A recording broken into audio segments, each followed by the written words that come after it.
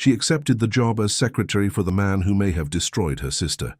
Her body was untouched, but her soul was full of questions and scars, and when she whispered, "Take me gently," his empire began to crumble.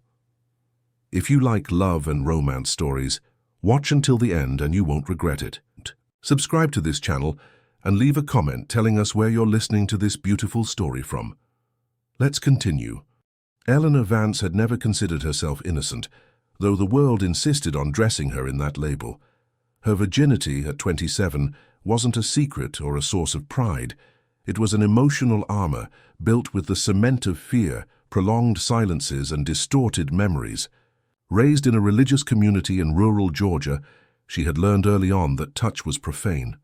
Desire was a sin, and love a threat. But there was one name that pierced this mantle of imposed purity: Isadora, her older sister, who had vanished a decade ago after moving to New York City to work for a major corporation. What the family said was confusing and lukewarm: that she had a breakdown, ran off with someone, lost herself.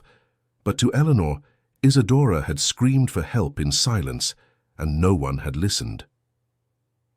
The letters Isadora had sent in the months before her disappearance were relics kept under lock and key. Written with dense subtext and phrases that burned like inverted prayers, they left a trail of anguish. The last one was almost an enigma. If you ever feel him looking inside you, run. But if you can't run, pray he knows how to catch you gently. That sentence whispered through Eleanor's sleepless nights, as if it hadn't been written for the past, but for the future. Upon learning that the multinational financial firm Sterling Corp., the same one where Isadora had worked, was hiring a new executive assistant, Eleanor reinvented herself. She studied languages, practiced her posture, erased the traces of her origins, and scrubbed the southern hints from her voice. She left behind the Georgian drawl she wore like a second skin, adopting the neutral metropolitan accent that opened doors. She became someone who wouldn't arouse suspicion, who could pass invisibly through the glass and steel corridors of the corporate elite on Park Avenue. And she got the job. Her new boss was Arthur Sterling, 47, heir to an empire built on corporate silences, suppressed crises, and a name feared throughout New York. He wasn't just powerful, he was mysterious, tense, impenetrable. He wore suits like armor, words like blades, and gazes that penetrated like bright lights in rooms that were meant to stay dark. The office was on the top floor of the most imposing building on the avenue. Floor-to-ceiling windows displayed the metropolis like a kingdom at his feet. The first time Eleanor entered that room, she felt the weight of Arthur's gaze before she even saw him. He was standing with his back to her, contemplating the city. That seethed below, but somehow he knew exactly when she had entered. "Miss Vance," he said without turning. "Punctual. That's a rarity in New York." When he finally turned to face her, Eleanor felt the physical impact of those eyes. They were grey as a contained storm, with flecks of an almost imperceptible blue. A gaze that didn't quite match his tanned skin, a legacy from some European ancestor he never mentioned. "Have a seat," he ordered, indicating the leather chair in front of his massive mahogany desk. "I want you to understand one thing from the very beginning. Working for me isn't just a job. It's a sentence." Arthur was the kind of man who was fascinating even when he just said good morning. But what few knew, and what Eleanor would soon realize, was that behind that rigidity lay a masked emotional instability. Minor memory lapses, abrupt mood swings, hidden notebooks with rules he imposed on his own feelings. One of them, found by Eleanor by chance, read, "Rule 34, never touch what you fear to lose.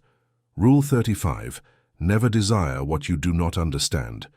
Rule 36, never love someone who can forgive you." There were dark stains on the edges. Discreet cuts, likely self-inflicted, marked the moments he broke his own laws. "Are we understood, Miss Vance?" Eleanor nodded, maintaining the composure she had practiced for months in front of the mirror.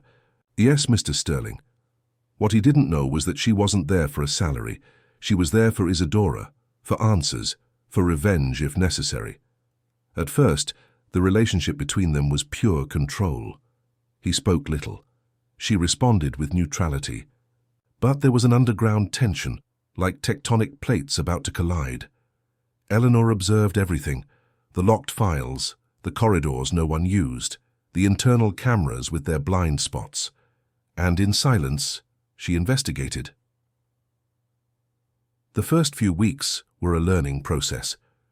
Eleanor mentally catalogued Arthur's every gesture, every habit, every moment of fragility. He drank black coffee 3 times a day, always from the same German porcelain cup. He spoke 5 languages fluently, but cursed in English when he thought no one was listening. He had a scar on the palm of his right hand that he compulsively hid, and once a month, always on the same date, he missed work without explanation. It was on that day, the 15th of the month, that Eleanor decided to make her move. Using the excuse of delivering urgent documents, she got his personal address from Martha, the secretary in the finance department. The apartment was on the Upper East Side, in a building with stern-looking doormen and elevators that only ascended with digital authentication.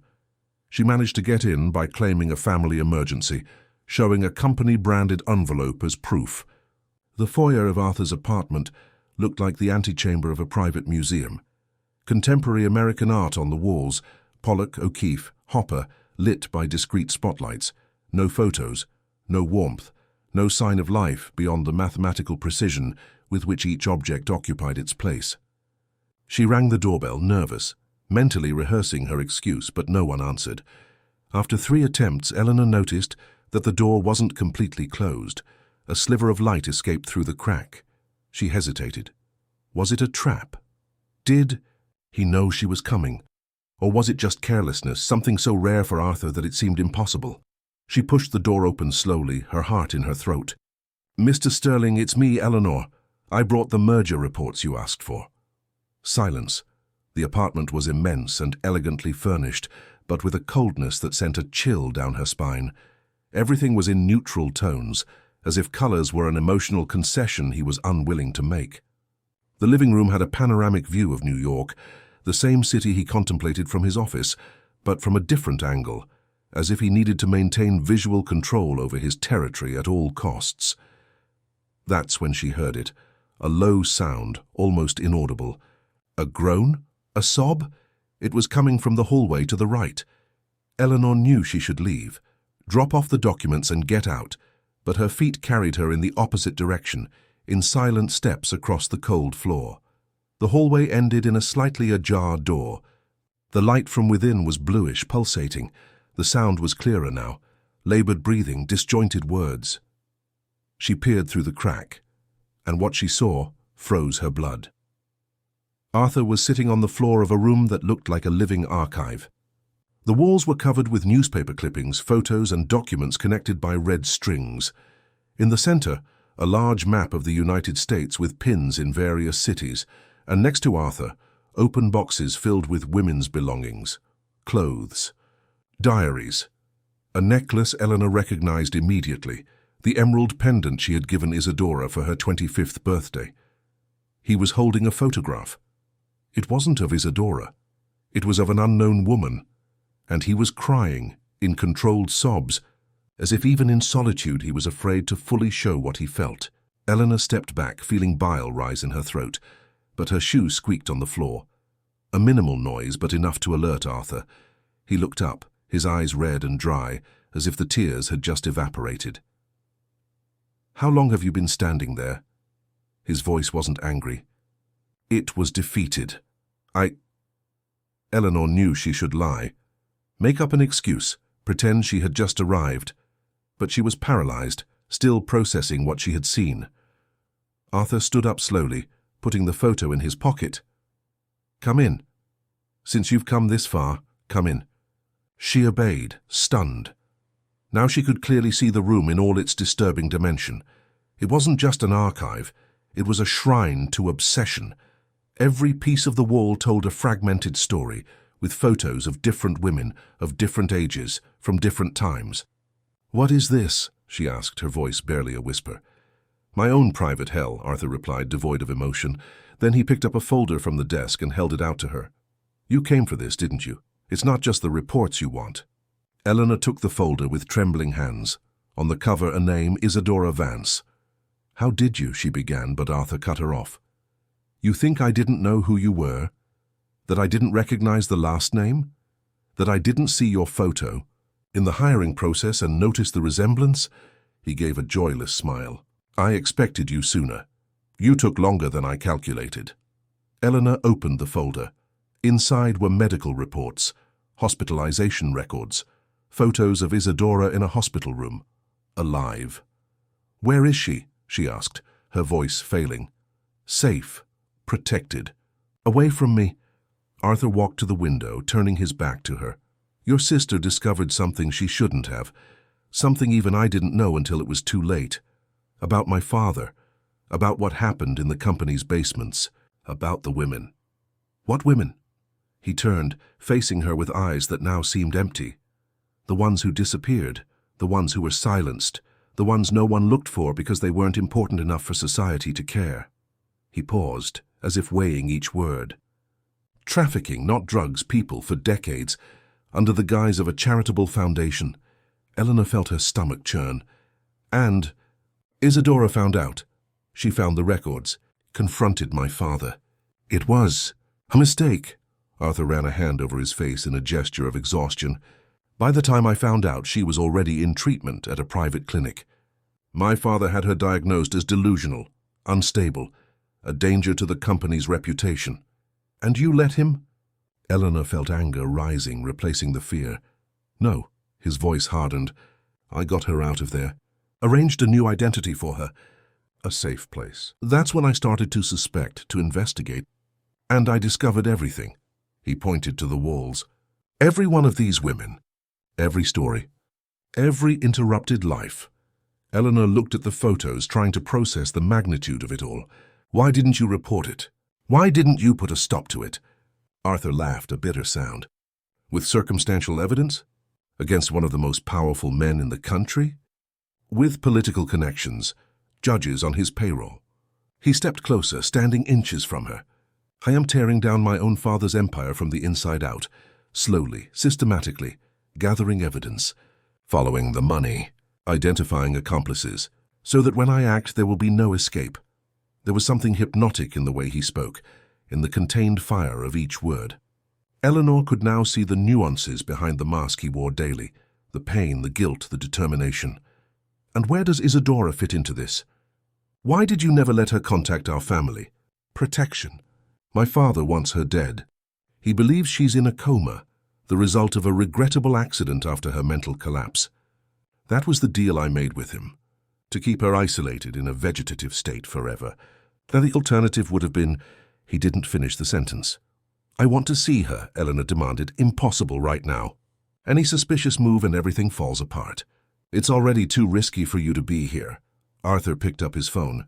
I need you to leave, immediately. Forget what you saw. Continue as if nothing happened. Do you really think I can pretend I don't know my sister is alive? That your father is a criminal? That you are? She gestured to the room, to the obsession documented on the walls. Arthur stepped closer, gripping her arm firmly. Eleanor felt the electricity of his touch, the first real physical contact between them. If you truly want to save your sister, if you want justice, you will do exactly as I say. Any slip-up and people die. Not just Isadora. His eyes bored into hers, and for a moment Eleanor understood Isadora's warning. He was looking inside her. And there was nowhere to run. How much longer? She asked, momentarily surrendering. Weeks, maybe days. I'm close. He released her arm but didn't step back. Trust me. How can I trust someone who lives on secrets? Arthur smiled, a real smile this time, though a sad one. Ironic, isn't it? You broke into my home based on lies. You got the job based on a false identity. We are both living lives that are not our own, Eleanor. Hearing her name in his voice sent an unexpected shiver down her spine. There was an intimacy in that moment that transcended physical touch. Go before someone notices you're gone. Come back to work tomorrow as if nothing happened. He took a card from a drawer and handed it to her. If you need to speak with me outside the office, use this number. Emergencies only. Eleanor took the card. A number with no name. And Eleanor, he said as she reached the door, don't trust anyone at the company, anyone. In the elevator, descending the 27 floors back to reality, Eleanor tried to organize her thoughts. Isadora was alive. Arthur wasn't the monster she had imagined, or perhaps he was, but a different kind. And now she was involved in something much bigger and more dangerous than a simple personal investigation. What she didn't know, as the elevator reached the ground floor, was that Arthur Sterling had just crossed a line he had sworn never to cross. He opened his notebook of rules, forcefully crossed out Rule 35, "Never desire what you do not understand," and wrote over it, "But if you do, accept the consequences." And then he cut his own palm, letting the blood mark the page, sealing a new pact with himself. In the days that followed, Eleanor lived in a state of permanent alert. Every glance, every word in the office took on new layers of meaning. She watched Arthur with different eyes, not just as the man who might have answers about Isadora, but as someone torn between family loyalty and justice, between duty and redemption. He maintained the same cold demeanor as always, demanding, detail-oriented, sometimes cruel in his critiques of her work. But now Eleanor saw beneath the surface. She noticed the moments he closed his door to take anonymous calls, the late nights he spent in the office analyzing documents that weren't part of any official company project, the discreet meetings with people who never came through the main reception. One morning, while organizing his schedule, Eleanor found a note about a visit to a clinic in the Berkshires. The name was familiar. It had appeared in the documents about Isadora. Without a second thought, she made a copy of the note. Invasion of privacy is grounds for immediate dismissal, you know. Arthur's voice startled her. He was standing in the doorway of his office, watching her with an unreadable expression. "I'm sorry, I was just—" Eleanor began, but he held up a hand, silencing her. "Don't lie. Not to me." He entered and closed the door. "You want to go there. See for yourself." It wasn't a question. Eleanor nodded, unable to deny it. "It's not safe." Arthur came closer, taking the paper from her hands. "There are people watching. My father's people. Then how do you go? How do you stay in contact with her?" "Soy su marabriso, I have my methods. Years of planning." He folded the paper and put it in his pocket. "Isadora isn't at that clinic anyway. It's just a transfer point for correspondence, medication." Correspondence. Eleanor felt a flicker of hope. "Can I write to her?" Arthur studied her for a moment, as if calculating invisible risks. "It would be reckless." "Please." The word escaped like a plea, something Eleanor had sworn never to do in front of him. "She thinks she was abandoned. That no one cared enough to look for her." Something shifted in his gaze, a brief flash of empathy cutting through the icy surface. "Right, no names, no locations, no details that can be traced. And give it to me. Don't try to send it yourself. Thank you." "Don't thank me, Eleanor." His voice hardened again. "This isn't a favor. It's another layer of risk." That night in her small apartment in the village, Eleanor wrote and rewrote the letter dozens of times. How could she summarize 10 years of absence? How could she tell a missing sister she had never lost hope, without using words that could compromise them? The next morning, she handed the unmarked envelope to Arthur. He took it without comment, placing it in the Italian leather briefcase he always carried. A week passed. Eleanor continued her work, torn between the efficient assistant she pretended to be and the relentless investigator she truly was. Every conversation with Arthur was a game of verbal chess, both of them saying one thing, meaning another, circling the truth without ever mentioning it directly. That's when the body was found. The news came first in whispers through the corridors, then as an alert on every phone in the company. Robert Sterling, patriarch of the empire and Arthur's father, found dead in his Upper East Side mansion. "Suicide," the initial report said. A gunshot to the temple in his private study. A sealed letter beside the body. Chaos engulfed the company. Panicked executives calling shareholders. Journalists surrounding the building. And in the midst of the storm, Arthur, calmer than Eleanor had ever seen him, giving instructions, managing the crisis, taking control as if he had rehearsed this moment for years. When they were finally alone in his office, close to 10 at night, Eleanor couldn't hold back. "Was it you?" Arthur faced her, his face a mask of controlled exhaustion. "My father was many things, but a coward was not one of them. He would never have killed himself." "Then who?" "Fasu Sakin, someone who knew too much, who found out I was about to expose everything." He loosened his tie, a rare gesture of disarray. "The plan was to have him arrested." Tried publicly, not this. There was a bitterness in his voice that surprised Eleanor. Despite everything, he was still a son. He still carried the weight of that blood. And now? Now everything changes. Arthur opened a drawer and pulled out an envelope. For you, from Isadora. Eleanor took the envelope with trembling hands. The handwriting on the back, just a small heart drawn in the corner, was unmistakably her sister's. Where is she? She insisted, clutching the envelope to her chest. On her way home. Arthur stood up, walking to the window. New York glittered below, indifferent to the tragedy, the relief, the transformation occurring in that room. With my father's death, there's no more direct threat. His accomplices are more worried about hiding than chasing ghosts. Why didn't you tell me sooner? Why wait until now?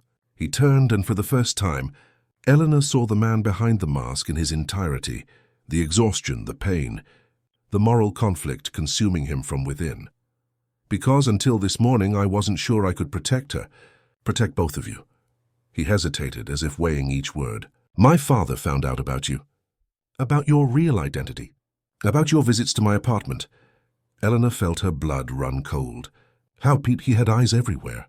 That's why I accelerated the process. That's why he didn't finish the sentence, but he didn't have to. The implication was clear. So you... I chose, Arthur said simply. Between the justice I planned for years and your safety, and I don't regret it. There was a raw power in that confession, a vulnerability Eleanor had never expected to see in him. Arthur Sterling, the man who calculated every step, every word, every breath, was admitting he had acted on impulse. For protection, perhaps for something more. The police will find out, she whispered. Probably not. It was meticulous. A humorless smile crossed his lips. Years of observing a monster teaches you how one operates. Eleanor didn't know what to say. The man before her had just confessed to a crime. But he had also just saved her sister. Saved her. The line between hero and villain had never seemed so thin. Read the letter, he said, returning to his desk, and then burn it. As a precaution, she nodded, still dazed. She left the office with uncertain steps, feeling the weight of the envelope as if it were lead. In the women's restroom, locked in a stall, she finally opened the letter. Isadora's words were like water in a desert. Alive, real, vibrant. She spoke of longing, of fear, of gratitude. She told fragments of her hidden life over the last few years. An isolated house on the coast north of the city, books, silence, medical care for her trauma. And she spoke of Arthur, of how he had saved her, of how he visited her religiously once a month, always on the same day. Of how, despite everything, there was a good man trying to emerge from the shadows of a monstrous upbringing. The last line of the letter made Eleanor hold her breath. He'll never admit it, but there's something in his eyes when he talks about you, something I never saw when he talked about anyone else. Be careful, my sister, not of him, but of what you yourself might feel. Eleanor folded the letter, put it in her pocket, and faced her reflection in the restroom mirror. The face she saw was no longer that of the girl from rural Georgia, who had come to New York seeking answers. It was that of a woman who had found more questions. Questions about loyalty, about justice, about what happens when the line between right and wrong becomes blurred, and about the warmth she felt every time Arthur Sterling looked inside her. When she returned to his office, she found it empty. On the desk, a handwritten note. The Berkshires, tomorrow, 7 p.m. Stonehaven Manor. She'll be waiting. Just that. No signature, no farewell. As if he knew he didn't need to say anything more for her to understand. Eleanor took the note, memorized the address, and tore it into tiny pieces, just as Arthur had taught her to do with sensitive documents. Then she left, feeling for the first time in 10 years that the New York air was completely filling her lungs. The next day, as she drove through the mountains towards the Berkshires, her heart beating like an unruly drum, Eleanor didn't know if she was more anxious to be reunited with Isadora, or to understand what she truly felt for Arthur. Sterling, the man who had entered her life as an enigma, and now left her with an even greater mystery. What she didn't know was that Arthur was watching her from a distance, through the rearview mirror of a car a few hundred feet back, following her like a protective shadow. On his passenger seat, a notebook lay open with a new rule hastily scribbled. Rule 37, when you love, accept there are no more rules. Stonehaven Manor rose like a European castle, transplanted to the American mountains. Its stone and timber contours contrasted with the intense green of the surrounding Appalachian forest, creating an almost dreamlike image against the orange sunset sky. Eleanor stopped the car in the parking lot, her hands still trembling on the steering wheel. 10 years. 10 years of absence, of unanswered questions, of emptiness. And now, just a few feet away, Isadora was waiting. The hotel lobby exuded understated luxury. Crystal chandeliers, antique furniture, staff trained to be invisible. Eleanor approached the reception desk, her throat dry. "Good evening. I'm looking for—" She hesitated. What name would she use? Isadora? Some pseudonym? Arthur hadn't specified. The receptionist smiled as if understanding her hesitation. "The Oak Suite. The lady is already waiting for you." Eleanor thanked her with a nod and headed for the elevator. The Oak Suite, 5th floor. Every second of the ascent felt like an eternity. When the doors opened, she followed the red-carpeted hallway, her footsteps muffled as if she were walking in a dream. She stopped in front of the door, took a deep breath, knocked 3 times gently. The entire world was reduced to that moment, to the muffled sound of footsteps approaching from the other side. And then the door opened. Isadora looked different. Her face was thinner, with expression lines that hadn't been there before, her hair shorter, with premature grey strands at her temples. But her eyes, those eyes Eleanor knew better than her own, were still the same, deep, inquisitive, alive. "Ellie," she whispered, using the childhood nickname no one else used. And then they were in each other's arms, sobbing, laughing, speaking disjointed words that no one else in the world would understand. It was as if a part of Eleanor that had been dead for a decade suddenly came back to life, blood rushing through long-forgotten veins. "I knew it," Eleanor repeated between tears. "I knew you hadn't just disappeared. That you hadn't died." Isadora led her inside, closing the door. The suite was spacious, elegant, with large windows framing the mountains. On a table near the fireplace, 2 glasses of wine were already poured. "Arthur thought of everything," Isadora said, noticing Eleanor's glance. "He always does." His name hung in the air between the sisters, laden with different meanings for each of them. "Where is he?" Eleanor asked, instinctively looking around. "He won't be coming. He said this moment belongs only to us." Isadora took her sister's hands in hers. "We have so much to talk about, Ellie, so many years to catch up on." For hours the two spoke non-stop. Isadora told her about the accidental discovery in the company's archives, the veiled threats from Robert Sterling, the forced institutionalization, the drugs that left her in a nearly vegetative state. How Arthur had found her, almost by chance, during a routine visit to the clinic where his father stored inconvenient problems. "At first, I thought he was just like his father," Isadora recounted, her eyes fixed on the flames in the fireplace. Another Sterling willing to do anything to protect the family empire. "But he was different.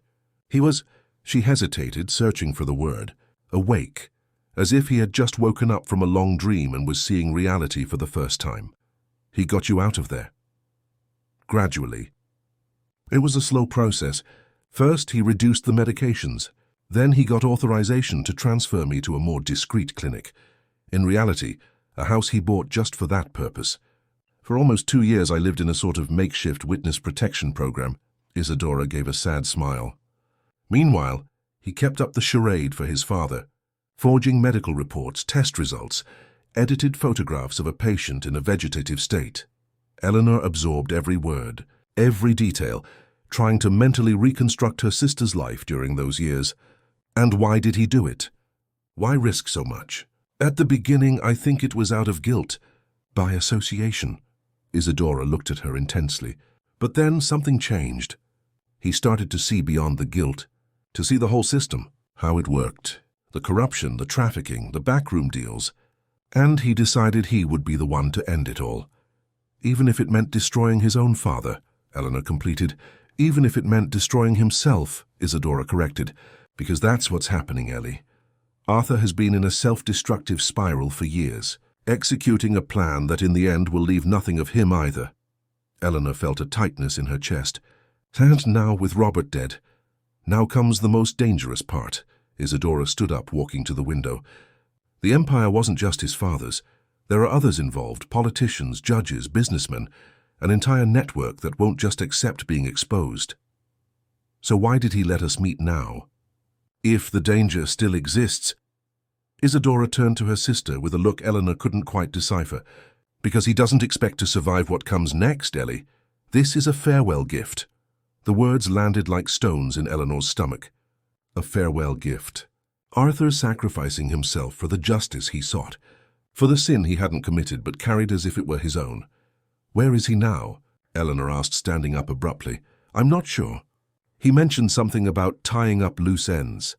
Isadora studied her with curiosity. You care about him? It wasn't a question. Eleanor hesitated, unable to name what she felt. He saved you. He brought me to you. And, Isadora pressed gently, and he doesn't deserve to carry a burden that isn't his alone. Eleanor grabbed her purse, resolute. I need to go back to New York. Now? We just found each other after 10 years, and we'll have the rest of our lives to make up for that time. Eleanor hugged her sister tightly. But if I don't act now, Arthur might not have that same privilege. Isadora nodded slowly, understanding. What you feel for him goes beyond gratitude, doesn't it? Eleanor didn't answer. She didn't need to. The two had always had that connection. Words were superfluous between them. Be careful, Ellie. Arthur is complicated, broken in ways that might not be fixable. We're all broken in some way, Eleanor smiled, touching her sister's face. We just need to find someone whose cracks line up with ours. On the drive back, speeding through the dark mountains with only her headlights cutting through the blackness, Eleanor tried to organize her thoughts. What would she say to Arthur? How would she convince him not to follow through with a suicidal plan? And, more importantly, how would she name what was growing inside her?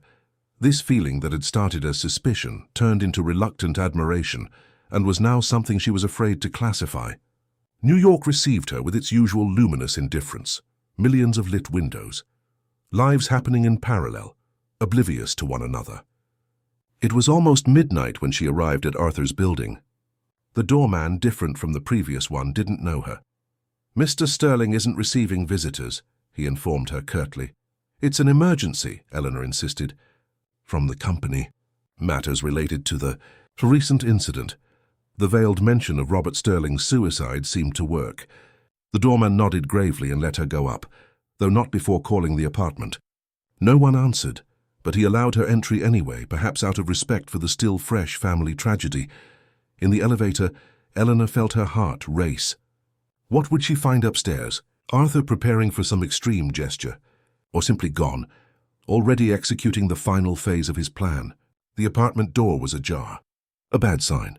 Arthur was too meticulous for such carelessness. Arthur? She called, pushing the door open slowly. It's me, Eleanor. Silence. The apartment was in shadow, only the city lights filtering through the panoramic windows. Eleanor advanced cautiously, all her senses on high alert. The living room was impeccable as always, but something felt out of place. There was a strange energy in the air, almost palpable. On the bar, an open bottle of whiskey, a half-empty glass. On the leather sofas, cushions slightly dented as if someone had stood up in a hurry. That's when she heard it. A low noise from the hallway that led to the room. That same hallway she had walked down days before, discovering Arthur's obsessive sanctuary. The sound of something being dragged followed by a dull thud. Arthur? She called again, louder this time. The noise stopped. For a moment, absolute silence. Then, his voice hoarse as if it hadn't been used in hours. Go away, Eleanor. There was something wrong with that tone. It wasn't the controlled, cold Arthur she knew from the office, nor the vulnerable man who had confessed his plans for revenge. It was something more primitive, raw. Ignoring the warning, she went down the hall. The door to the sanctuary room was open. Arthur was standing in the middle of the room, which now looked as if it had been hit by a hurricane. Papers scattered on the floor, torn photographs, broken monitors. He himself looked shattered, shirt wrinkled, stained with something that could be wine or blood, hair disheveled, eyes bloodshot. I said, go away. His voice was low, dangerous. What happened? Eleanor asked, stopping at the threshold, instinctively keeping her distance. It's over. Arthur laughed, a joyless sound. It's all over? He bent down, picking up a piece of paper from the floor and held it out to her. It was a newspaper clipping, the ink still fresh. The headline read, Documents incriminating businessmen and politicians in trafficking ring destroyed in mysterious fire. They got there first, Arthur said, his voice choked. Years of work. Evidence against all of them. Testimonies, everything ashes. Eleanor felt her stomach sink. How did they find out? Someone on the inside. Someone who knew. He ran a hand over his face, exhausted. Maybe my own father before. Do you have copies, backups? Eleanor asked, her mind already working on solutions. Arthur stared at her with a look that mixed surprise with something akin to admiration. Everything was there, on purpose, so that if they found it, they would think it was the only set of evidence. A faint smile appeared on his lips. The backup is in a place no one would ever think to look. Where? In my father's safe. In the house where he died. Arthur stepped closer, stopping inches from her. The most obvious place, and therefore the most unlikely. Eleanor felt the heat emanating from him, a mixture of desperation, exhaustion, and something more potent, more alive. So it's not over. No. He tilted his head, studying her as if seeing her for the first time. But it's changed. They know I'm after them now, and they'll come with everything they've got. That's why you wanted me and Isadora safe first. Yes? Arthur raised his hand, hesitant, almost touching her face, but pulled back at the last moment. You must leave the country tonight. I have new identities prepared, money, a place on the coast of Argentina where no one will find you. And you? Where'd I stay? To finish what I started. There was a finality in those words that made Eleanor shudder. Alone against all of them? It's the only way. No. The word came out stronger than she intended. It's not the only way, and you know it. What do you suggest then? That I give up? That I let them win? That you accept help? Eleanor took a step forward, entering his personal space. My help. Arthur laughed, a bitter sound. And what can you do that I can't? Get into your father's house without raising suspicion for a start. She held his gaze, defiant. The dedicated assistant, offering condolences, collecting personal effects of the deceased boss for the grieving son. A flicker of interest crossed his face. It would be too risky, for you. Riskier than hiding my sister under your father's nose for a decade? Riskier than sabotaging your own family empire from the inside out? Eleanor smiled, a smile that carried all the determination that had brought her here. Don't underestimate what a girl from rural Georgia is capable of for the sake of justice. Arthur Sterling. Something changed in his eyes.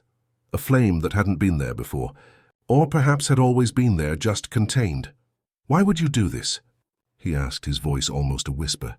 Why would you risk it? The question hung between them, charged with unspoken meanings. Eleanor could have given many answers. For Isadora, for justice, for revenge against those who destroyed so many lives. But the truth, the one that burned in her chest, was simpler and more complex. Because no one should have to carry this burden alone. She raised her hand, lightly touching his face. Not even you. The touch seemed to dismantle something inside Arthur, like a dam that, after years of holding back the force of the water, finally gives way. He closed his eyes, leaning into her palm, taking a deep breath. When he opened them again, Eleanor saw something she had never imagined seeing in that man. Tears. You don't know what you're getting into, he murmured. I know exactly what I'm getting into. Eleanor didn't back down. In fact, I've been in it since the moment I walked through the door of Sterling Corp. Arthur watched her for a long moment, as if trying to memorize every detail of her face. Then, without warning, he leaned in and kissed her. It wasn't a hesitant kiss from someone testing unknown ground. It was the kiss of someone diving into the abyss, knowing there was no turning back. His hands held her face with a mixture of desperation and reverence, and Eleanor responded with equal intensity, years of unrecognized tension exploding in that single moment. When they finally broke apart, both were breathing heavily. Arthur rested his forehead against hers, his eyes closed. This complicates everything, he said softly. This simplifies everything, Eleanor corrected. Now we know exactly what we're fighting for. They spent the night planning. Arthur's apartment transformed into a makeshift command center. The sanctuary room, once a monument to solitary obsession, now housed two minds working in sync. Maps, documents, timelines, escape routes. The mission was clear. Retrieve the evidence from the Sterling mansion. deliver it simultaneously to media outlets and uncompromised federal authorities, and then disappear before the retaliation came. Arthur showed Eleanor a folder with pre-prepared alternate identities. Passports, driver's licenses, fabricated bank histories, all perfectly crafted. 3 complete sets. You planned this for me, for Isadora. And for you, Eleanor observed, leafing through the documents. Always have an escape plan, Arthur replied, his tone distant. Even if you don't intend to use it. The night wore on as they refined every detail. At one point, exhausted, they sat side by side on the floor, their backs against the wall, sharing what was left of the whiskey bottle. How did you know? Arthur asked suddenly. That I wasn't like my father? Eleanor thought for a moment. Your eyes. When you look at people, you really see them. Your father. I only met him twice, but he looked through people as if they were objects. Arthur nodded slowly. I grew up trying not to be him, and in the process I almost became something worse. Someone empty, without his own substance, defined only by negation. But you found your own way.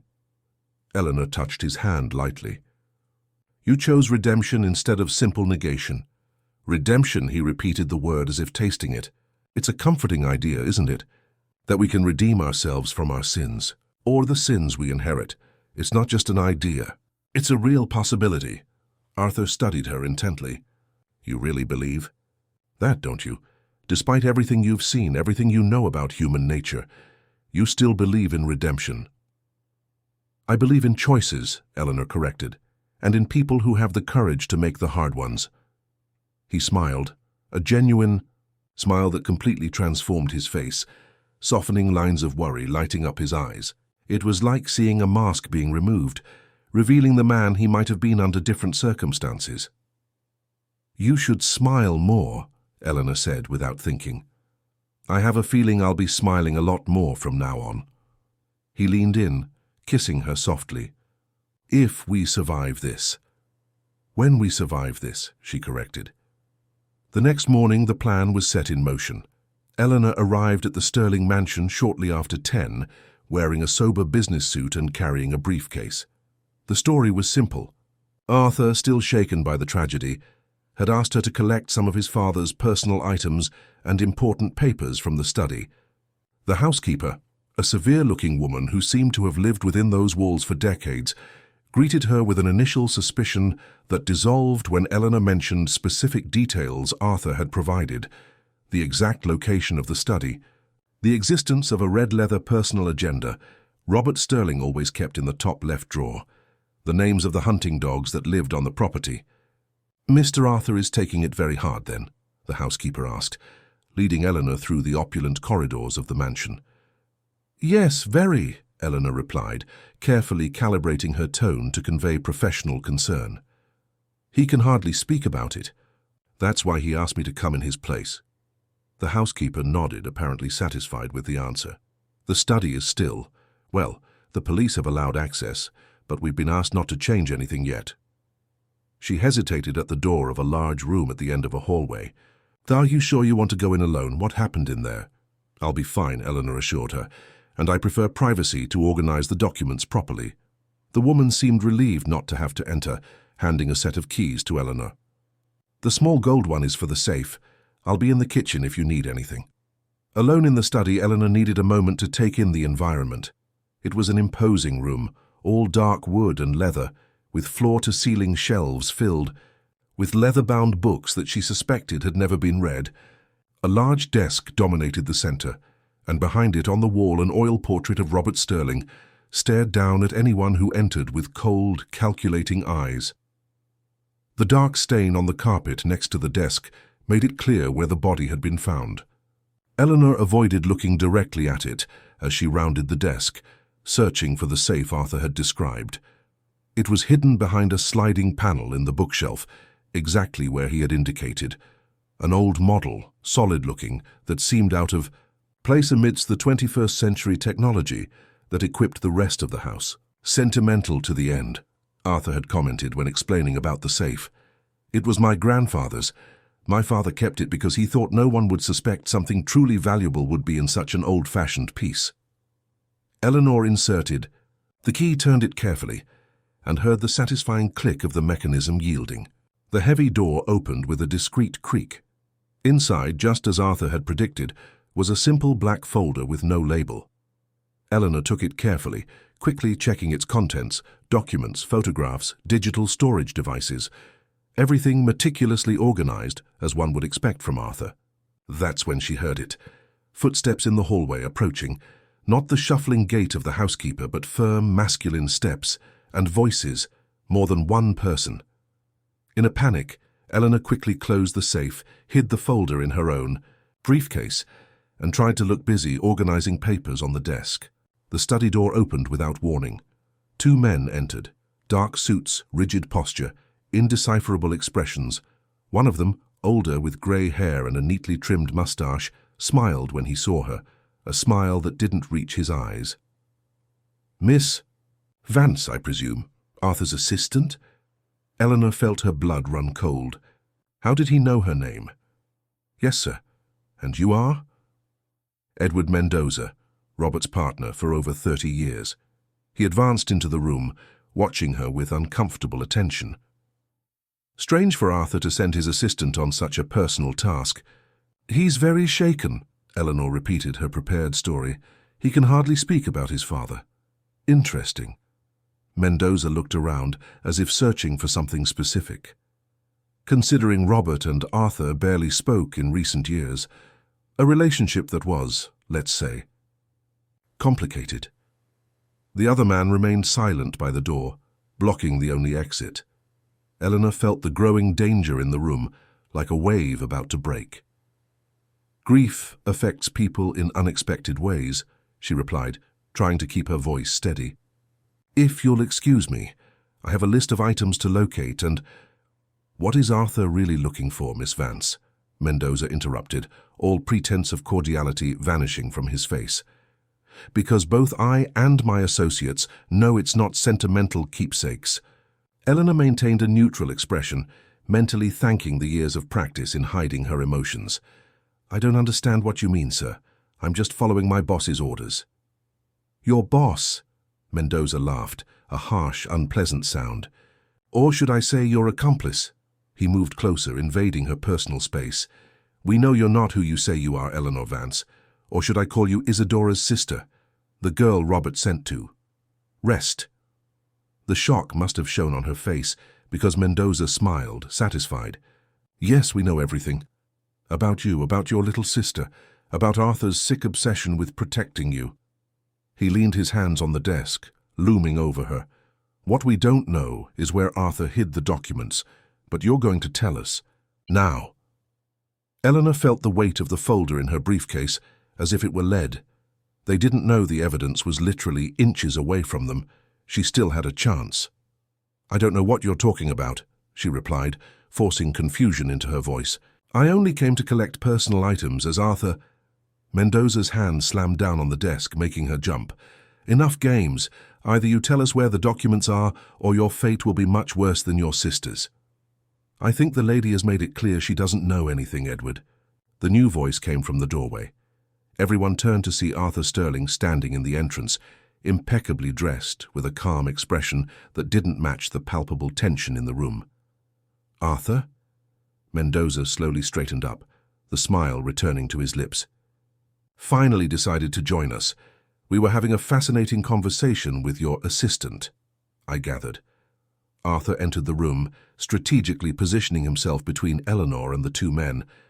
"Miss Vance, I believe you've collected what we needed?" Eleanor nodded, unable to speak, clutching her briefcase tightly. "Excellent. Could you give us a moment? Please wait in the car." It was a clear order, but his eyes conveyed a different message. "Leave now. Take the documents. Follow the plan." Eleanor hesitated for only a second. "Yes, Mr. Sterling." She moved toward the door, but the silent man blocked her path. "She's not going anywhere," Mendoza said. "Not until we've settled this." "James," Arthur said calmly to the man at the door, "if you or Edward touch her, if a single hair on Miss Vance's head is harmed, the documents you're looking for will be immediately sent to every media outlet in the country. Am I being clear?" The man at the door, James, looked at Mendoza, uncertain. After a tense moment, Mendoza gestured for him to step aside. "Go, Miss Vance," Arthur said, without taking his eyes off Mendoza, "and drive carefully." Eleanor left quickly, her heart pounding like a drum in her chest. As she closed the door behind her, she heard the beginning of a heated argument. She wanted to stay, to help Arthur, but she knew her mission was now more important, to get the evidence to the safe place they had arranged. As she drove away, from the property, her hands trembling on the wheel, she saw in the rearview mirror 2 more cars entering through the main gate. Reinforcements for Mendoza. Arthur was alone against all of them. Grabbing her phone, she dialed the emergency number Arthur had given her. When the call was answered, she said only 2 words, as planned. "Summer rain." It was the code, the signal to activate Plan B. Now it was a race against time, and against men who wouldn't hesitate to kill to protect their secrets. The address Arthur had provided was in an abandoned industrial area on the east side of the city. Empty warehouses, rusted fences, deserted streets. Helena drove at high speed, constantly checking her rearview mirror, certain she was being followed. The package of documents beside her seemed to pulse with its own energy, like a ticking time bomb about to explode. Warehouse 27B was indistinguishable from the others, peeling walls, broken windows, an air of dereliction. But when Eleanor typed the code into the electronic lock, disguised as an old electrical panel, the side door slid open silently, revealing a surprisingly well-equipped space. 3 people were waiting for her inside. One she recognized immediately. Camilla Rodriguez, an investigative journalist for the country's leading newspaper, known for taking down powerful politicians with her reporting. The other 2 were serious-looking men who didn't introduce themselves, but whose watchful eyes and rigid posture suggested police or military training. "Did you bring it?" Camilla asked without preamble, holding out her hand. Eleanor hesitated, clutching the briefcase to her chest. "Arthur's in danger. They have him." "We knew this might happen," one of the men replied, his voice calm, professional. "We have a team en route to the Sterling mansion now." "Who are you?" Eleanor asked, still reluctant to hand over the documents. "FBI," the man said, discreetly flashing a badge. "Arthur contacted us 3 months ago. We've been working this case off the books until we had enough evidence for a formal operation. And I'm here to ensure the story goes public, regardless of what happens with the official investigation," Camilla added. "So it can't be buried like so many others." Eleanor nodded slowly, processing the information. Arthur had planned everything with far more foresight and care than she had imagined. He had created a safety net, anticipating every possibility. "He knew he would be captured," she murmured, the realization finally hitting her like a punch. "It was part of the plan all along." "He's Robert Sterling's son," said the second agent, speaking for the first time. "The only one who could get close enough. The only one they would lower their guard to confront personally, instead of just eliminating from a distance." "Bait." Eleanor's mouth went dry. "He made himself the bait." "And now we need to move quickly," Camilla interrupted, impatient. "The documents, please." With trembling hands, Eleanor opened the briefcase and handed over the black folder. The 3 of them hunched over its contents, quickly scanning the documents, photographs, and storage devices. "It's everything we hoped for," the first agent said, satisfied. "A complete list of those involved, dates, locations, amounts. The entire structure of the operation." "How long until you get to the mansion?" Eleanor asked, growing concern in her voice. "The tactical team is already in position," he replied, checking his watch. "Just waiting for confirmation that we have the documents to begin the operation." He picked up a radio and spoke in code, confirming possession of the evidence. Camilla was already photographing documents with a professional camera, while the second agent copied the digital files. "What now?" Eleanor asked. "I'm going with you." "Negative," the agent replied firmly. "Your part ends here. Now you need to disappear just as Arthur planned."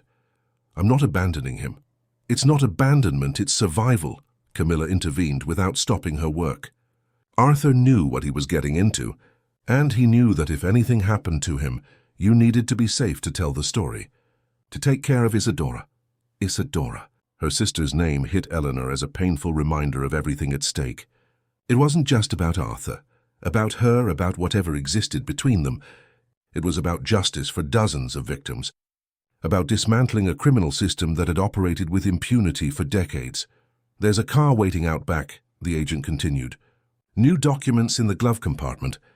Money in the trunk. The address of a safe house in the GPS. You and your sister will stay there until it's safe to return." "And if it's not?" The question came out almost as a whisper. "Then you start a new life somewhere else," he replied simply. "That's what Arthur asked us to ensure in case everything went wrong." Eleanor closed her eyes for a moment, feeling the weight of that decision. To leave meant perhaps never seeing Arthur again, never knowing what happened, never having the chance to explore what had begun between them. Can I at least call him? Try to make contact. Camilla and the agents exchanged quick glances. "It wouldn't be safe," the second agent said more gently than the first. "Any communication could be traced. It would put both of you at risk." "But we promise you this," Camilla added, pausing her work briefly to look at Eleanor. When we rescue Arthur, we will tell him where to find you. The decision to go there will be his." It was the most she was going to get. Eleanor nodded, resigned. "How long should I wait?" "Before I assume that—" She couldn't finish the sentence. The thought was too painful to put into words. 3 months, the first agent replied. "If there's no contact in 3 months, activate the contingency plan that's in the GPS. 3 months. 90 days to wait, to fear, to hope. Now go," Camilla said, pressing a flash drive into Eleanor's hand. "A copy, just in case. Arthur trusted you more than any of us." Eleanor put the small object in her pocket, feeling its weight disproportionate to its size. She walked to the back door, where a discreet grey sedan was waiting, engine running. "Good luck," the second agent said, opening the door for her. Eleanor got into the car, put her hands on the steering wheel, but didn't leave immediately. She looked one last time at the warehouse where she was literally leaving most of her life behind. "Come back to me," she whispered, like a prayer to the universe. Then she hit the gas, disappearing into the New York night. The small cabin in the Berkshire Mountains was like a refuge from another world, surrounded by native forest, with a view of green valleys that seemed to stretch to infinity. It was the kind of place where time flowed at a different pace. In the first few days, Isadora and Eleanor barely spoke, both processing each in her own way the magnitude of recent events. Isadora had arrived a day after Eleanor, driven by a silent woman who introduced herself only as a friend of Arthur's. She brought little luggage but many stories from the years she had lived in hiding. The sisters spent hours on the wooden porch, making up for lost time, reweaving the broken threads of their relationship. But there was a subject that hung between them, unsaid but always present: Arthur. "You love him," Isadora said one morning, as they had coffee on the porch, watching the mist that covered the valley. It wasn't a question. Eleanor didn't answer immediately, her eyes fixed on the steaming cup between her hands. "It's complicated," she finally said. "Love usually is." Isadora smiled, a gentle smile that reminded Eleanor of their mother, especially when it involves someone like Arthur Sterling. "Someone who might be dead right now," Eleanor added, her voice choked with emotion. Isadora covered her sister's hand with her own. "He's tougher than he looks, and smarter than all of them put together. You seem to have a lot of faith in him. I learned to. In the years he protected me, I saw a man fighting his own demons, losing some battles, winning others, but never ever giving up." Eleanor nodded, wanting to believe, needing to believe. The days turned into weeks. The routine at the cabin was simple, almost monastic. Reading, hikes through the woods, long conversations, occasional trips to the small nearby village for supplies, always carefully, always alert. The outside world reached them through an old radio and newspapers bought in the village. The operation against the human trafficking network, hiding under the cloak of corporate respectability, dominated the headlines. Arrests of businessmen, politicians, judges. The fall of an entire system, stone by stone.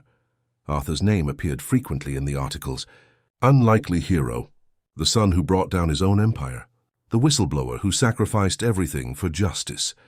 But there was no concrete information about his whereabouts or condition. As the 2-month mark passed, Eleanor began to mentally prepare herself for the possibility that he wouldn't come, that he might have paid the ultimate price for his courage, that the desperate kiss in his apartment would be the last memory she would have of him. It was around this time that the dreams began. In them, Arthur was always watching her from a distance, through windows, in mirrors, across busy streets. Never close enough to touch, to speak. Just there, present but unreachable. Eleanor would wake from these dreams with her face wet with tears she hadn't even realized she'd shed. "I think we need to talk about the possibility that he's not coming back," Isadora said one evening, as they prepared dinner.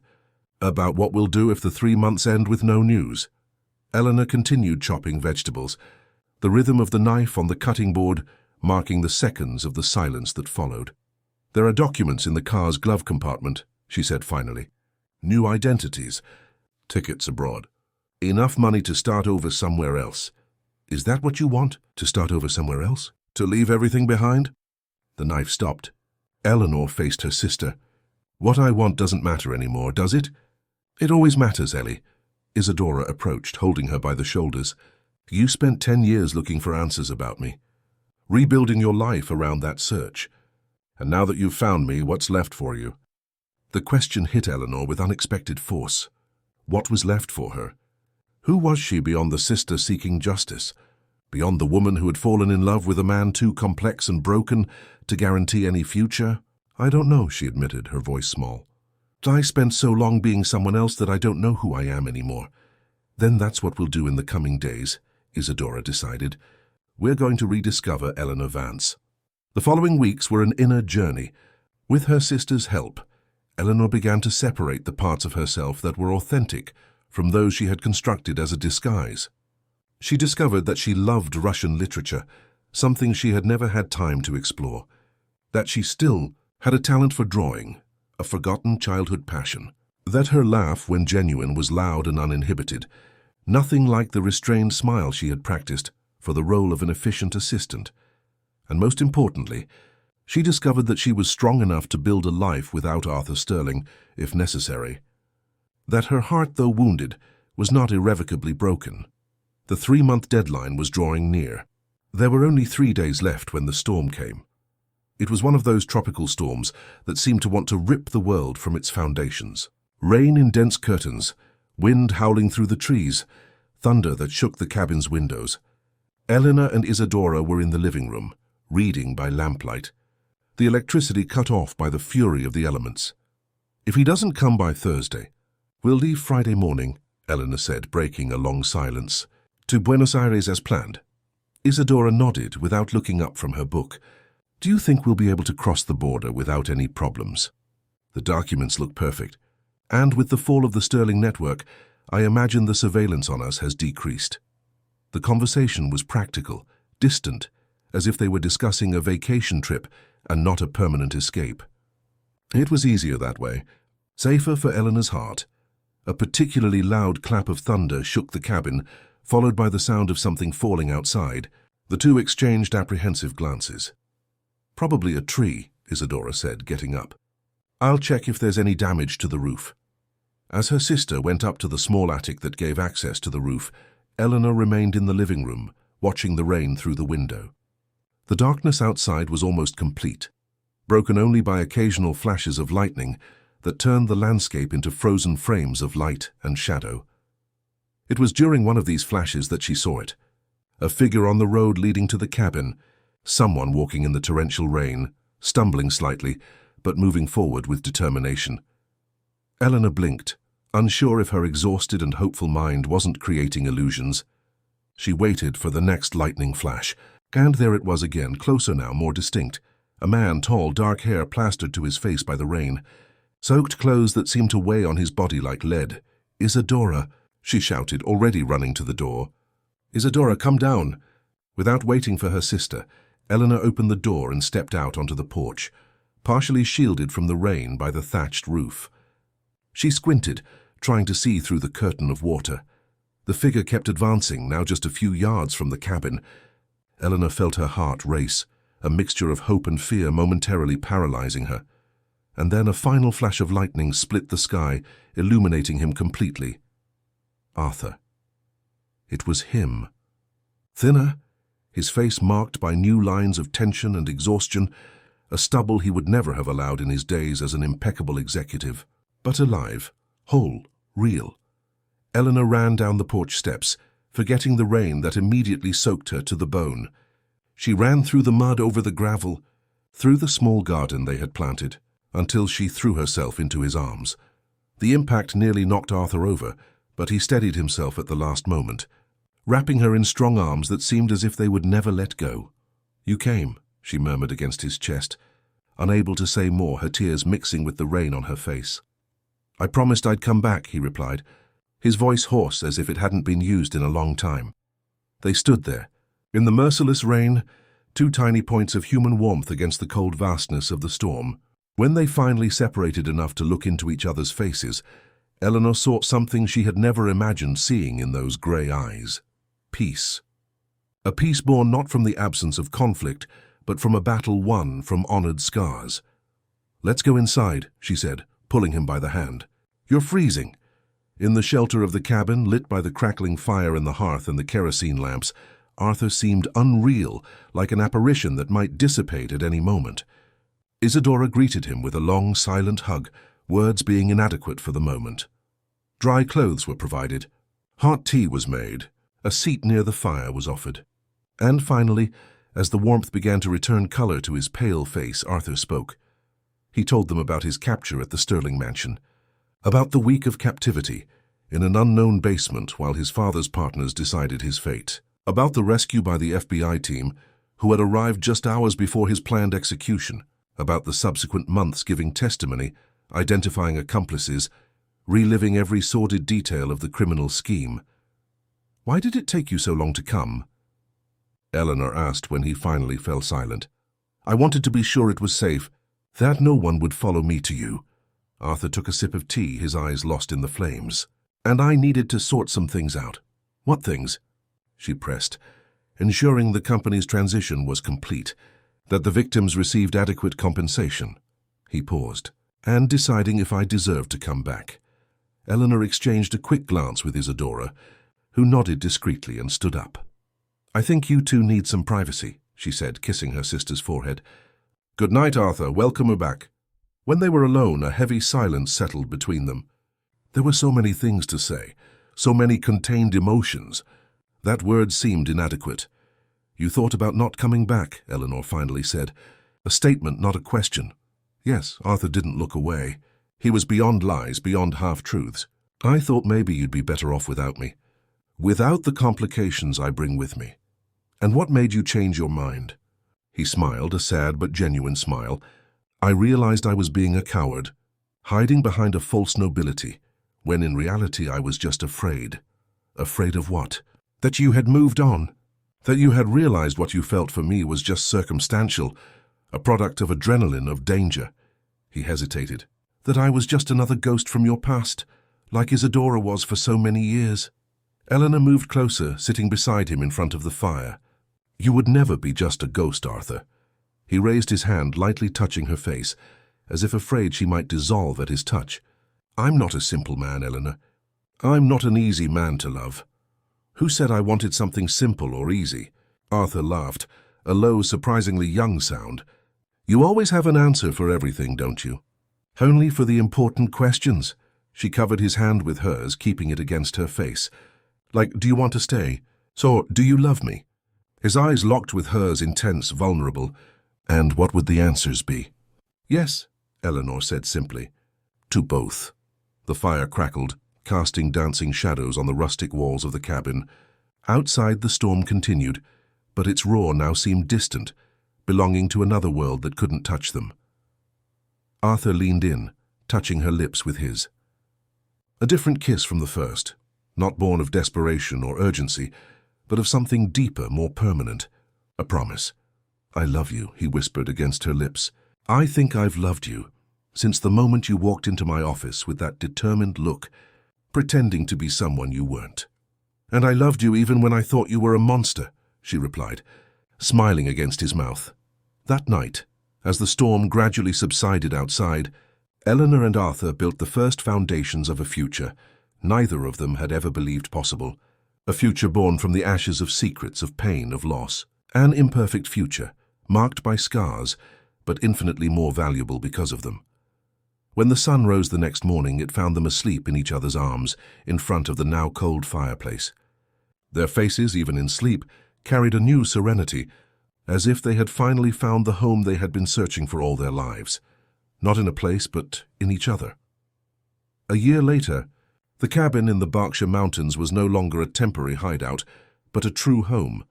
Expanded, renovated, but retaining its rustic charm, it now housed not only Eleanor and Arthur, but also Isadora, who had decided to stay close to her sister while she rebuilt her own life.